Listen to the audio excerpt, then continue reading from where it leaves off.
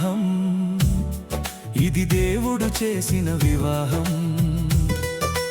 వివాహం, ఇది దేవుడు చేసిన వివాహం. రెండు మనసుల ముడివేసే పవిత్ర బంధం. రెండు మనసుల ముడివేసే పవిత్ర బంధం. ఘనమైనది, విలువైనది, సృష్టికి అందం తెచ్చినది. ఘనమైనది, విలువైనది, సృష్టికి అందం తెచ్చినది. ఇది దేవుడు చేసిన పెళ్ళి, ఇక రాదు మళ్ళీ మళ్ళీ. ఇది దేవుడు చేసిన పెళ్ళి, ఇక రాదు మళ్ళీ మళ్ళీ.